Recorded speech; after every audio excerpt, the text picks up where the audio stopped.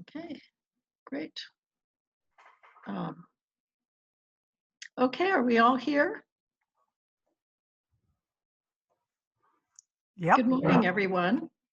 I'm Loveday Conquest. I'm your moderator today, and I will begin by introducing our speaker, Helen Popovich, our special guest. Helen, our international representative, earned her BA and MA at the University of Texas, El Paso. She began teaching high school English, speech, and drama at 19 and was initiated into her mother's chapter of Delta Kappa Gamma when she was 24. After earning a PhD in English at the University of Kansas, she worked in higher education in Florida, Minnesota, and Michigan as a faculty member and administrator, including 11 years as a university president. Throughout her career and retirement, Helen has been an active DKG member at the local, state, and international levels. In addition to serving on chapter and state organization committees, she's been president of Beta Theta chapter in Florida, second vice president of the Florida State Organization, president of Beta Kappa chapter in Michigan, and president of the Michigan State Organization. At International, she served on the board of directors, chair of the DKG Educational Foundation, member at large on the International Administrative Board, and chair of the Educational Excellence Committee, the Constitution Committee, and the Non-Dues Revenue Committee. Having earned the credential of a professional registered parliamentarian, Helen currently serves as her chapter's parliamentarian and as international parliamentarian. Her work as a parliamentarian is not confined to DKG. She's been on the bylaws committee at both state and national levels of the National Association of Parliamentarians, and she is a past president of her local unit of parliamentarians, as well as the Florida State Association, and is currently first vice president of the Florida State Association of Parliamentarians. So, Helen, we really welcome you today. Okay, and our format for today, as you can see, will be a presentation, a Q&A, and at the end, an evaluation poll. And this is what you just saw what the end evaluation poll will look like on your screen. You'll be able to do it on your screen. Okay, and I now see Helen. So Helen, I'm going to turn it over to you at this point. Welcome, Helen. Thank you. I asked that, and I'm really happy to be here. I was scheduled to be your international representative at the state convention. And obviously that didn't happen. But then Susan was nice enough to ask if I'd like to do a workshop for the fall workshop. And I said, oh, yes, I would really like to do that. So she gave me the opportunity to do that, and here I am. My topic today is on leading with confidence, and I'd like to have a sense of who I'm talking to. So I've asked for some little polls at the beginning to see what roles you're playing in the chapter and in the state and other organizations, and how you feel about various aspects of leading. So Loveday, if you'd put up those, let's see who we've got in our participant list. Okay, Terry, I think. Terry, I'm sorry. Yeah, Terry will do that. Okay. Okay. All right. If you would respond to this poll, let me know what positions of leadership you hold right now. I don't see any percents. How do the participants respond to the poll? I think, let's see, and Terry, you can correct me, but I think, Helen, if you read each one, then we can. Oh, okay. Oh, wait. Here we come. Here we come. Here they go. Okay. Yeah. How many of you are chapter presidents? Chapter vice presidents? President of another group? How many of you have been presidents of another group? Check that one if you have been. Chapter secretary. Oh. Secretary of another group? Committee chair. This is really interesting. Thank you. Let me look at the next poll. Let me scroll down so I can see it. And you can scroll down too. How many of you love to chair meetings? That is really interesting. Thank you. Don't mind doing it? Good. Well, I'm glad we don't have a group that is primarily in those last three categories. I don't have time to teach you how to lead if you're in those. How do you feel about taking minutes? Okay. Don't mind. All right. I'm surprised at this, but I think it's because we have so many secretaries here. Because I find that generally members fall more likely into the last three groups, but I know that we do have at least one who hates it. Okay, thank you very much. Let's start with, now we've got the end poll. We can't tell how much this is relevant until after I'm through. So if we could start now with the PowerPoint. Okay.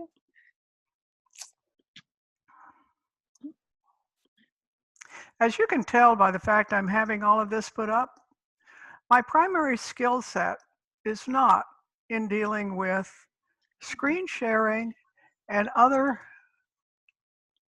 little technical things that deal with presentations. I need to learn more about that. But in the meantime, we'll talk about leading with confidence.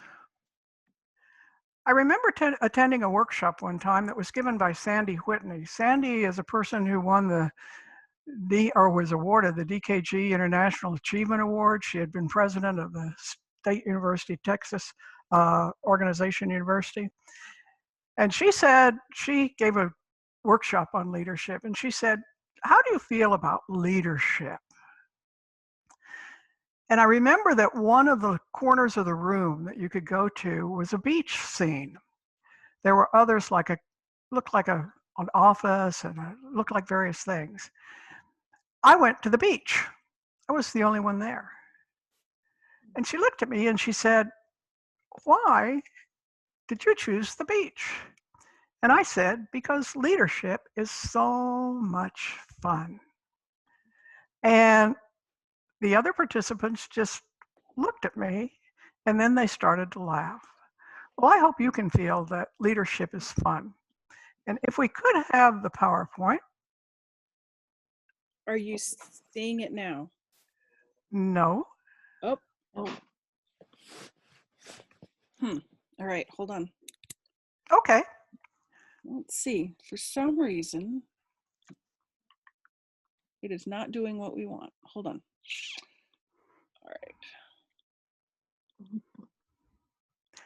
there we go. Let's go to the first slide. How's that? Yay!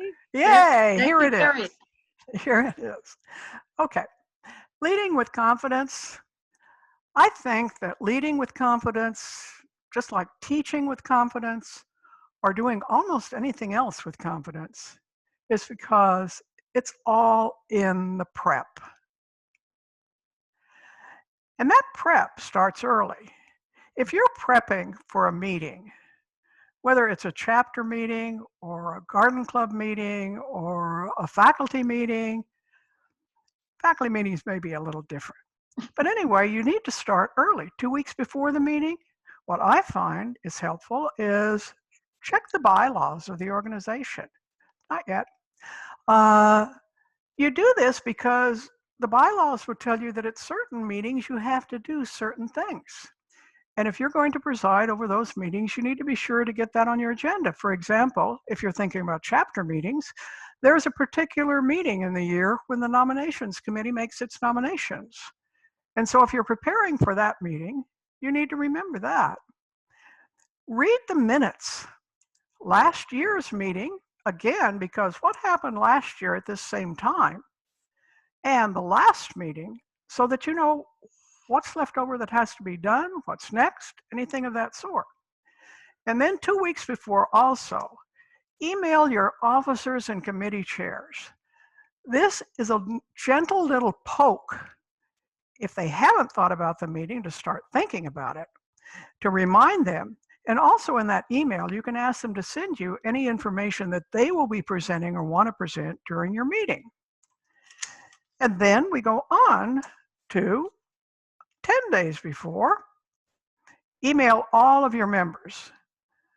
Remind them of the meeting, promote the meeting, the logistics, when, where, if it's a Zoom meeting, as it might be now, how to log on if it's a Zoom meeting, the important business to be transacted so that they see a reason for coming. And also what the program is going to be, because sometimes the program itself is so exciting that that attracts members more than business. Sometimes they find business a little boring. Attach the minutes of the previous meeting. And you do this so that they have it and you don't have to read those minutes in the meeting. And then contact any expected guests, for example, the person presenting the program or anyone else, so that they are sure to get that on their calendar. And then you move on. After this is done, a week before the meeting, a follow-up phone call to the officers and committee chairs who haven't yet responded. Sometimes people aren't really good about responding, and you want to be sure that everybody's really ready for that meeting. Also, this gives you a chance to ask them if they're going to present any motions, to please send you a copy of the motion that they're going to present so that you have that readily at hand during your meeting. And you prepare agendas. And there are two kinds of agendas, and we're going to talk about both kinds. And finally, write your script. Now, for something like a chapter meeting, you may not feel like you need a script if you're doing a small meeting. But for any larger meeting, writing down what you're going to say is tremendously helpful. It will keep you on track if you tend to have butterflies. And also, if you suddenly get sick and somebody else has to chair that meeting for you, it will be an invaluable help to them. It will be a help to your parliamentarian so that she can keep you on track, and it will be a help to your secretary in doing the minutes. So it's a good idea to write that script. Now, a sample agenda for the chapter, and I said there are two kinds of agendas here. The sample agenda for the chapter can be very brief. It just has to have the major things that are going to occur. You can make it a little more complicated if you want, but you don't have to do that. For example, if you're having reports of committees, you could put down the names of 2 or 3 committees that are going to make reports, because you know which are they're going to be, and the names of the chairs of those committees. Notice that I have put in lighter type unfinished business. This, I think, is the most misunderstood category that occurs in a meeting, because in most meetings there is no unfinished business. Robert's rule says that unfinished business is anything that you were in the middle of deciding at the last meeting. That is, you had a motion for it, you were debating it, but you hadn't yet taken a vote on it, and the meeting adjourned. This almost never happens, but it could. And if you have something like that, it's unfinished business. If you had something that was on the agenda of last meeting, but you didn't get to it yet because you adjourned, say the meeting went on and it was 10 o'clock and people were tired and somebody moved to adjourn and everybody adjourned, and you didn't get that last motion that was supposed to be done but wasn't done, that becomes unfinished business. Or anything that is postponed to the next meeting by a vote to postpone it to the next meeting. That's what goes there, nothing else. If you simply discuss things, you discuss maybe having a picnic or whatever, or the fact that you were going to try to get carpools together to go to a state meeting, but there wasn't a motion, then it's not business. And you don't put it in here. Put it down with your announcements. When you finish, I put election of officers in there. That doesn't happen often, but that's what's called a special order, and it goes actually before the other part of your new business. Then your new business, this is where the surprises can sometimes come in, and you need to be prepared for those. Some people put the program in the agenda. Some people put it after the agenda. You can close the meeting and then have your program. Or in some cases, you may want to have it at the beginning, particularly if it's presented by somebody outside and you want to let them go before you have the business meeting. So that can be anywhere or nowhere in your agenda, but these are typical things that are in a chapter agenda. But there's another agenda that as a presider, you need to do. Let's take a look at that one. The sample president's agenda, it has a lot more information in it. You're going to welcome people. You're going to have an opening thought. You're going to approve the minutes, then reports of the officers. Which officers are going to report? And to run your meeting as efficiently as possible and still do everything you have to do, my strong recommendation is if you are a leader, only have those officers report who really have something to say. Don't get in the habit of having them to report just because they're officers and they think they're supposed to. Normally, the only reason you'd have them report is if they have something that the chapter really needs to know or understand, or some motion to present at the end of their report. Now, in this case, the treasurer, Lupe Castillo, has a motion to approve a non-budgeted item. So you'll make a note of that. And when you contacted Lupe Castillo way back there, when you contacted your officers and committee chairs, you got a copy of the motion she's going to make, and you can actually put the copy of that motion in there. I didn't put copies of motions in because it would have just made too many slides. So I didn't do that, but you can do that, and that's a good idea. And you would have that in your script so that you know exactly what Lupe's going to say. You know exactly what you're going to say in response. You know how to take the vote. You know how many people have to vote to approve it. And all of that can be in your script. Then you have and incidentally, when you have reports of officers, that motion to approve the non-budgeted item will be taken up and acted on as soon as Lupe finishes her report. Robert says that the officers do not make motions, so someone else in the organization needs to make the motion to approve the budget, the $149 for the Zoom license. And then you handle it just like you would any motion that came up any other time during the meeting.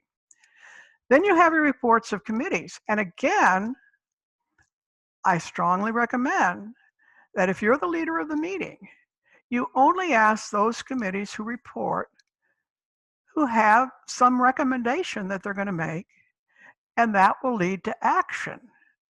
For example, the membership committee, Amy Tang, is going to make a motion to invite Janice Baker and Maria Hernandez to join DKG. Okay, great. Amy Tang needs to make a report. Maybe she needed to make a report earlier because what she wanted to do was distribute applications for membership forms to the members. That's not a motion, but she would have needed to make a report at that time too because she was actually going to do something, not just say something. Other kinds of committee reports on the next slide. Plan a summer picnic. Now, the committee, the membership committee, is a standing committee. The committee to plan a summer picnic is a special committee. And in the order that you usually follow in an agenda, you have your standing committees report and then your special committees report. And again, this special committee has a motion to make. So of course they have to report. Then there's what Roberts calls a special order, and that's election of officers. It's something that your bylaws say have to be done at that time. So you're going to call on the nominations chair who will present the nominees. And you need to appoint the tellers. So before the meeting, you will have asked the three people, Tony Castellano, Mary Drew, and Susan Smith, if they will serve as tellers in case you need to have a ballot vote. And in this case, Tammy Lee will present the nominees, and then you will elect them. And look at how you do that. When you have these nominees. Your bylaws or rules normally say that they will need to be elected by ballot vote rather than just show of hands or something of that sort, unless there is but one nominee per office. And if there's one nominee per office only, you have a really quick, efficient way of handling it. After the nominees have been presented, you say, Juana Sanchez has been nominated for president. Are there any other nominations? Hearing no other nominations, nominations are closed. Juana Sanchez is elected president. You don't need to take a vote. You don't need to take a vote because since there are no other nominations, everybody has, by mutual consent, accepted the fact that Juana will be president. So it's as if you have a unanimous vote. For Vice President, Jill Frank has been nominated. Are there any other nominations? Hearing none, nominations are closed. Jill Frank is elected Vice President. And you go through like that. It's much faster than doing votes on each candidate as they go along. After you finish with your special order, then the next item of business, and we'll go on to the next slide, new business. You have a motion to change the date of the September meeting. Sue Newman makes that. The reason that you write in there 2/3 vote, and it's important for you to write that on yours, is because that's what's required to pass this motion. The reason it's required to pass this motion is because it's changing something that was already adopted. If it has already been adopted. If it hasn't been adopted, then it just takes, if she's doing it for the first time, then it just takes a majority vote. But if she wants to change it, and that's what it says, she wants to change it from something accepted, then you need 2/3 for approval. Now, when she moves to change the date, obviously anyone else can move to amend it and to change the date again. The amendment will only take a majority vote, but changing it will take a 2/3. After the new business is conducted, and there probably will be more motions than that, then you go on to your program and Peggy Malloy presents the program. You don't ever turn the meeting over to the program chair. You simply say, the next item of business is the program, and Peggy Malloy will introduce XYZ, who will present our program. Then you go to announcements. And you have the list of announcements you want to make. Other people may make others. One of the things I would say in announcements is don't let announcements turn into new business. Sometimes in meetings, we get into the weeds because people make announcements and then they think of things and then they want to make motions and they haven't thought them through and there's long discussion and whatever. If that starts to happen in your meeting, unless there is something that needs to be done before your next meeting, simply indicate that this sounds like business for our next meeting, and the chair will entertain a motion at that time to act as the members wish on what's gone on at this discussion. That again doesn't become unfinished business. It's just been a discussion. But you carry it on till the next meeting. Or the chair has listened to this conversation and it seems to be that there is, that the members aren't ready for a vote yet. we should take this up at the next meeting.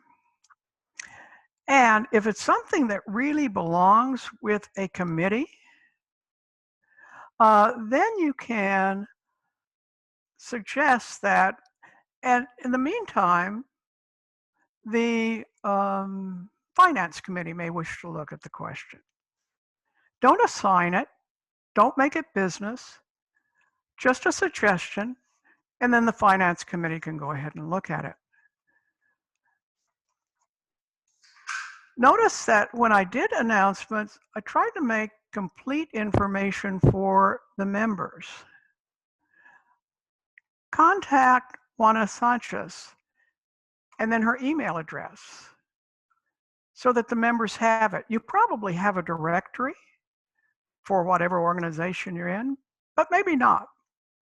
And even if you have one, it's nice to have the information readily available for the members. There are places where people get bogged down in meetings. And usually it's when the presiding officer lets the discussion get out of control.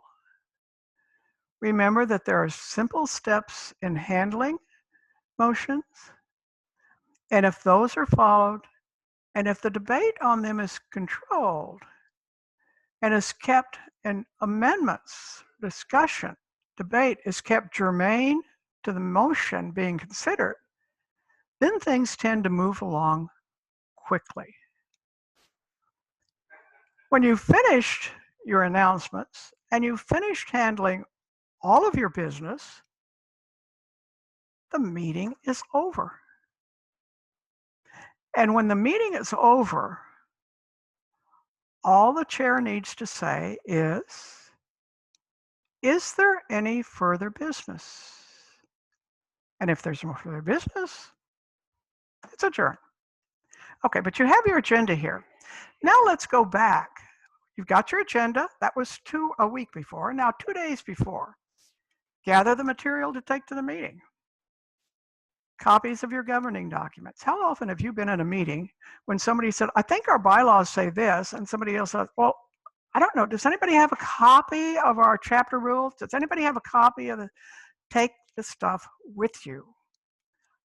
RONR, and incidentally, RONR now has a 12th edition. It has just come out, Robert's Rules of Order. It is now the official parliamentary authority for the society. So you need to have that list of committee and their members so that you don't end up thinking, oh golly, who is it? Copies of the agendas, copies of the script, reports, motions, minutes of the last meeting, and whatever material you're going to distribute. Take that. Now, at the meeting, arrive early. That way, if the room's not set up, you can work with other people to set it up. You can converse with people if there are last minute things they need to do, and it will allow you to begin on time. If you get in the habit of beginning on time, members will get in the habit of coming on time. Establish your quorum, whatever it is, approve the minutes. If you distribute them, that's good. You simply say, the minutes have been distributed. Are there any corrections to the minutes as distributed? Hearing no corrections, the minutes are approved. You do not need a motion to approve the minutes. If you get one, it's okay, but it's just a waste of time. If there are corrections, you say, if there's no objection to the correction, there's a correction. Are there any other corrections? The minutes are approved as corrected.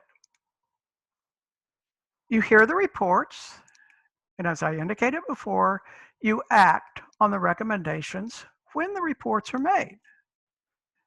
Then you go on. Handle your motion. If possible, get written copies before the meeting. Learn the steps. Robert's Rules of Order in brief, I've shown you a copy of the cover here. Third edition, note third edition, is written to coordinate with the 12th edition of Robert's Rules. So it is current.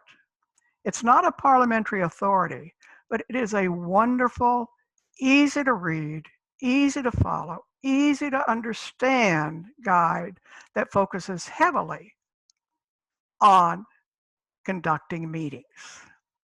It gives you the steps. It gives you the wording. If you learn it and you follow the steps, you won't get into those weeds. You need to maintain order and decorum during debate. One person speaks at a time. They speak to the chair. You don't let the discussion wander.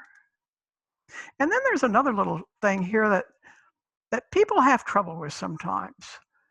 When somebody in your group gets tired, they can say, call for the question. Call for the question means end the debate. Ending the debate restricts the rights of the members to debate. So ending debate takes a 2/3 vote to be adopted. If someone simply calls out, call for the question, okay, that's a motion to be made when no one else is speaking. Is there any further debate? If there's no further debate, you don't need to do that. But the member who calls for the question can stand up and wait till you recognize her, and then she can say she calls for it, and then you can call a vote on it. It's just something that really becomes bothersome sometimes and interruptive. So you handle your motions, and then you go on. After all the motions have been handled, the announcements and good of the order. Separate them from new business. I like to end a meeting with just a very brief summary. Not everybody likes to do that. Appreciate your attending this meeting. We have elected new officers. We have set the date for our spring picnic. We have done this. We have done that. Is there any further business? The meeting is adjourned. All you have to do is wait. If there's no further business, the meeting's over. But you're not through. After the meeting, you've got some follow-up. Again, it's back to the prep. File the meeting materials. I have a hard time with that. My meeting materials end up somewhere, and later I'm looking for them. File them. Ask for the minutes within a week so you know what you have to do to follow up. Write thank you notes. Review the minutes. Check with members who volunteered for a task, and then you're back to your cycle again. Are there questions? Questions? On presiding. Yeah. This is Hearing no Loveday. questions. Yeah, I don't see any questions in the chat room. Okay, great. Hearing no questions, we will move on, just as you would in a meeting. If there are no questions, you're not going to stop. So let's look at minutes. This is something I'm so glad some of you like to do it, and most of you are willing to do it, because lots of people aren't. But again, with minutes, it's all in the prep. Keep the minutes in a bound minutes book. Chapters and groups should elect secretaries who don't mind keeping up with paperwork, because minutes are the legal record of what's gone on in the chapter. They should contain what's done, not what's said. Part of the prep, distribute minutes before the previous meeting. Now this can be sending them to the chair, or if the chair asks the secretary to distribute them, the secretary can mail them to the members, but they should be there before them.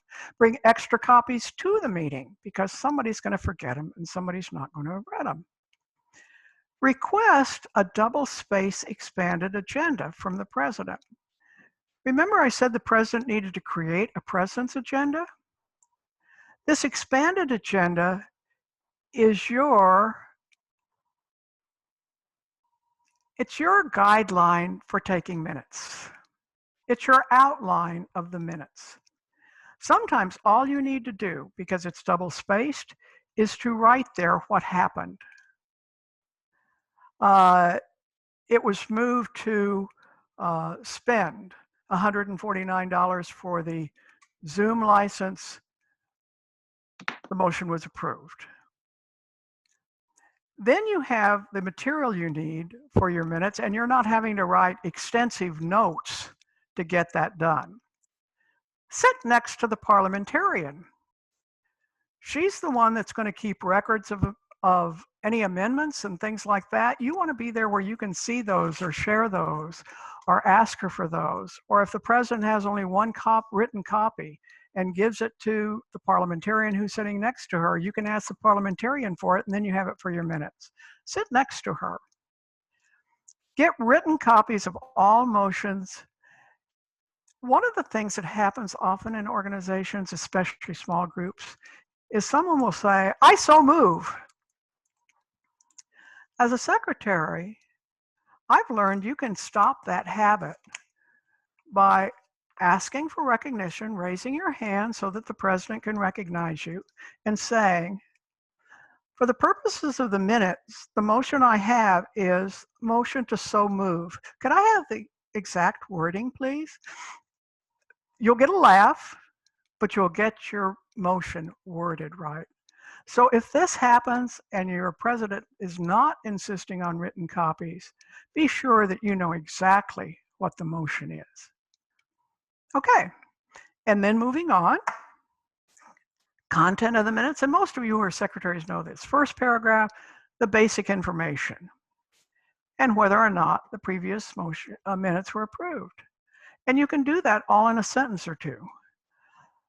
Roberts says you need to have whether the regular presiding officer and the regular secretary are there, or whether there are substitutes, and if there are substitutes, who they are. I don't necessarily put that in the first paragraph because it's going to be obvious in the meeting.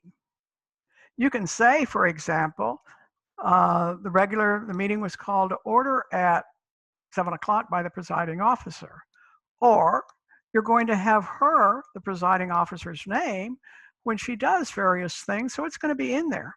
And you're going to sign your name at the end, so it's going to be obvious that you're there. So I think you can skip that step. Then the body, which is the main part of the minutes. Separate paragraph for each motion or each subject. That helps the members read it. Makes it easy for somebody going back and trying to find somebody. When it says you put the substance of the committee reports, brief substance, not everything there. Secondary motions, if there's a recess, you should note that. If there's a point of order, Robert says you need to note that, and also if there's appeal. And I've given you examples here that you can look at that says what was done. And you see how brief each of those can and should be. Note the last one. Karen Roberts moved, and the motion as amended was adopted to hold a summer picnic at Bayfront Park on July 23rd. This means that the motion that was passed is not the motion Karen Roberts made. But the only thing you need to have in the amendments is what was approved.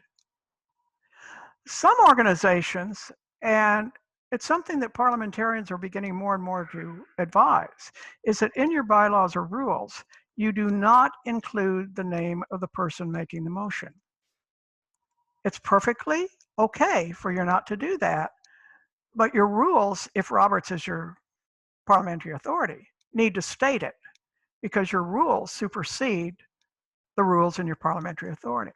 The reason for this is for corporations, public corporations, liability, so that no single member can be singled out for having made an unpopular motion. The reason in organizations like DKG is simply because the motion can be so turned around that the maker of the motion no longer supports it and even votes against it. For example, I move to commend the superintendent for his excellent performance during the last year. I move to amend the motion By striking commend and inserting condemn. All in favor of the amendment, say aye. All opposed, say no. The ayes have it. The amendment carries. The main motion is now to condemn the superintendent for his work of the last year. If your minutes say Karen Roberts moved to, now your motion is condemned. You see why you may want not to have the maker's name there. It's just something to consider. The last paragraph of your minutes, the time of adjournment, a simple sentence, meeting adjourned at 7:56 p.m. Again, if you have the agenda, it's really easy to remember to write the times at the beginning and the end. Otherwise, it's easy to forget them. And your signature, simply your name and position. Robert says it is very old-fashioned to go back to respectfully submitted as. Of course you're respectful, and of course you're submitting it. Okay. And then beyond that, you would, of course, follow up. You write on the minutes themselves the date they are approved, which will probably be at the next meeting. So that's why you bring the minutes of the past meeting there. You file them in a book so that they'll stay where they belong.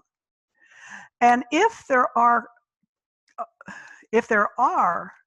corrections, you write the corrections in the copy of the minutes which are corrected by striking out the original wording and putting in the corrected wording. And then, essentially, you're ready to start for the next meeting. Are there questions? Okay, thank you so much, Helen, for a really informative presentation. So this is Loveday, your moderator, speaking. We have one question thus far, and okay, start my video. Yes, ma'am. Let's see, I have started my video. The question was, can minutes be stored electronically in a designated electronic folder only, or is paper copy required? And I'll just add that particularly for DKG chapters, or I guess any organization where the Office of Secretary, changes over time, whether you have paper copy or only electronic or both is very important. So Helen, what do you have to say to us about that? It's better to have just one copy of your minutes that are stored. Okay. You don't want to have multiple copies on the chance that maybe a correction is made in one copy and it's slightly different somewhere else. You don't want to have multiple copies. I know I've talked to a secretary one time, and she said, I like to keep a copy for myself and a copy for the chapter. And I thought about the potential of any legal problem that would occur. It's not likely to occur in a chapter. But if you've got two copies of the minutes that are different, that's a problem. Sometimes secretaries, often, they can take their minutes on a computer. But archivists say you need to keep a hard copy because technology changes. Computers change. Computer copies can be wiped out. I guess hard copies can be lost in a fire too. But because the technology changes, anything that needs to be archived permanently should have a hard copy. Thank you for that answer, Helen. We've got two more questions. I'm going to do Terry King's question first, and then I'll call on Sarah McKeever, who has raised her hand. And then I'll do Charlene Shea. Okay, so Terry's question is, our secretary has a tradition of reading the minutes at the chapter meeting. The members enjoy it. Is this still okay? Of course it's okay. If the members enjoy it, fine. The only reason for not doing it is because it saves time or Okay. because the members get impatient with it. Let me tell you one thing though. If there is a motion to dispense with the reading of the minutes, I think some of you have heard that, right? Yes. That simply dispenses with the reading. It does not dispense with the approval. They still need to be approved. Dispensing with the reading doesn't mean that they are approved. So, of course, your minutes may be read. Of course, you may take a motion to approve them if you wish to. Nothing wrong with it, except it takes up a little time. And when I was talking earlier about efficiency in getting your business meetings conducted, that's just one of the little efficiency tips. It doesn't need to be done. No, the same way you don't need to ask for a motion to adjourn the meeting. If there's no further business, the meeting is adjourned. Okay, does that answer the question sufficiently? If not, raise your hand again. We'll go on to the second question. Thanks. And Charlene, I'll come back to you after. Sarah McKeever, you raised your hand. So Yes. can we hear from you? All right. Hello. So the way I've currently been doing it is the president emails out the agenda, and I just type in the minutes into the agenda, format it as needed, and then at the next meeting, when the minutes get approved, then I print a copy to store in like the record files. Is that an okay way to do it? So I've got electronic until it's been approved, and then I've got a hard copy for records. Perfect. Perfect. Okay.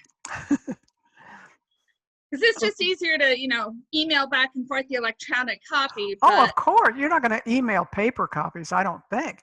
You may mail paper copies if some of your members don't have access to email. But by all means, use electronic copies wherever it's easier, except for permanent storage. Okay. Thank you. And that brings up Charlene Shay's next question was, which I'm sure many of us are thinking about, what about storing minutes in the cloud? I don't know that you can store a hard copy in the cloud. Well, I think. Remember what I said? Okay, For so permanent records, a hard copy. The cloud doesn't take hard copies very well. Good idea, but it probably is not the best way. okay.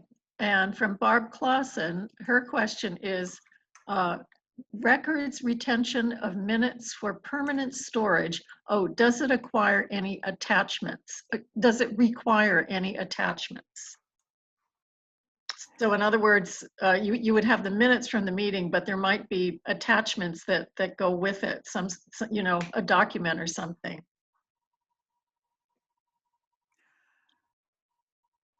I would say probably not if it's something of a temporary nature. For example, you might append a copy of the treasurer's financial report in your minutes. You can decide whether the financial reports are kept by the treasurer or by the secretary in the minutes. They don't have to be kept both places, that's for sure. I was trying to think of another example.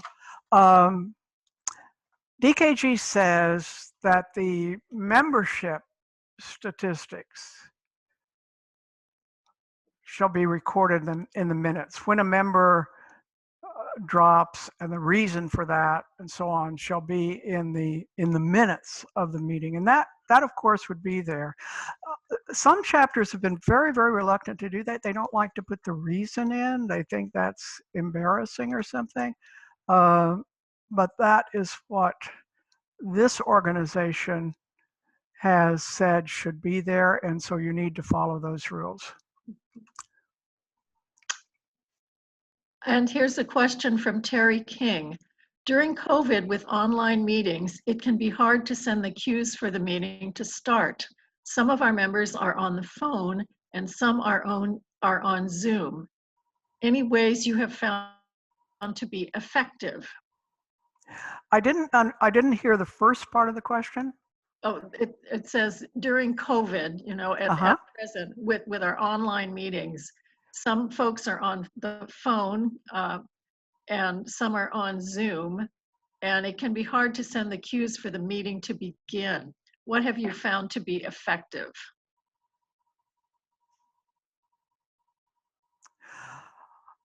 I have simply said, well, I think that the cue for the meeting to begin, and I guess this deals with whether or not you have a quorum, regardless of whether they connect. I'm not technical enough to know. Okay. When they connect by phone, they are still listed as a participant, correct? Yes, I would imagine so. So you would just count your participants to see how many people you have present at the meeting. If that is incorrect, please correct me. And actually, Terry, do you want to? Yeah, Helen, I can ask a question. So it's hard because some people are on the phone. They can't see if we put a slide up saying the meeting's going to start. Sometimes they're all chattering. What is that cue that you're giving? In a normal meeting, they can see that we're all seated, we're all ready to start, we bang the gavel. But when everyone is on a virtual connection of some type, it's more difficult to have that gavel really create the beginning. Mm-hmm. How do we, have you been in any meetings where somebody did something extraordinary that just called you all to attention immediately? I have not. I've been on blended meetings, and I've been on meetings where people sign in by phone. But normally, there are, when you pay a little bit of attention to the speaker, and when the speaker or when the chair says the meeting will come to order, people tend to stop talking. She can say it again. I wonder if it would be possible for the host simply to mute the conversations except for the president. Would that work? That would. Terry, can you mute someone who is simply on the phone? You can, but it's more difficult. Okay. And if the person presiding is also the president who's also trying to do something else, sometimes it gets a little wonky. So again, Loveday speaking, I can only think of one suggestion. I would ring a bell very loudly. Okay. And that would get That's great. attention. Yeah, I would ring a bell. All right. That sounds great. I will try that. Good suggestion. I will lead with more confidence the next time I have to lead a Zoom meeting. I will bring a bell with me. Other questions? To do that when I taught. Any questions about handling motions or keeping people out of the weeds? Mm-hmm. Those are the things that I find get disturbing in meetings sometimes. Loveday speaking. I think you raised an important point, Helen, about you use the example of the program chair, that when a committee chair is, say, giving her report, and perhaps that will that you do not, the president does not turn the meeting over to anyone else. Right. And I've seen that happen more than once. Mm-hmm. So that suddenly the person speaking is kind of chairing the meeting and calling on people, and the president is losing control. Right. So at least for me personally, insist when you're chairing a meeting that all conversations go through the chair. Yeah. All motions go through the chair. All amendments go through the chair. If someone asks a question, I have a question to ask the finance chair. The chair of the meeting says, "What is your question?" And then turns to the finance chair and says, "You may answer the question." Or the finance chair will answer the question. But make sure that goes through the chair. That's one way to keep order in the meeting.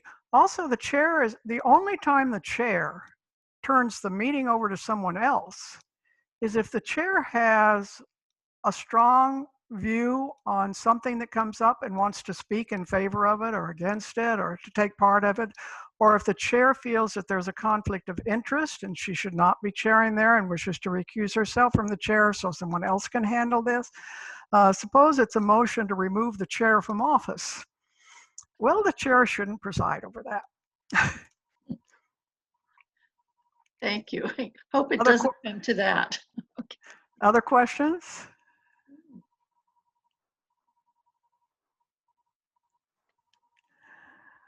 Thank you very much for attending this session. I hope you learned something. I hope it made it easier.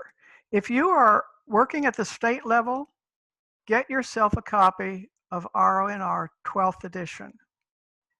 If you're working at a chapter level or small group level, get yourself a copy of RONR in brief. They're both available from the National Association of Parliamentarians website, and they're both available on Amazon Smile. Thank you, Helen. Yeah, I certainly feel I learned a lot, and it's my understanding that the slides from your presentation will be available for all conference attendees. So that way I didn't have to rapidly try to write down every single slide. So I am really looking forward to getting my own copy of Robert's Rules and putting all this information to use. Thanks again. Thank you. Okay, and now Terry, I think we, oh, okay, here is the poll. So attendees, please fill out the poll. It should be appearing on your screen.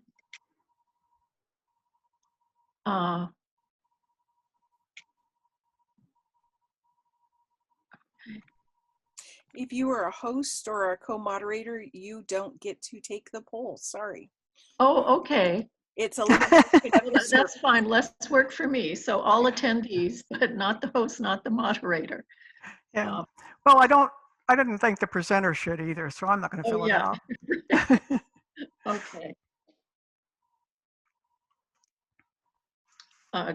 Terry, I'm assuming that you can tell when the polling is finished.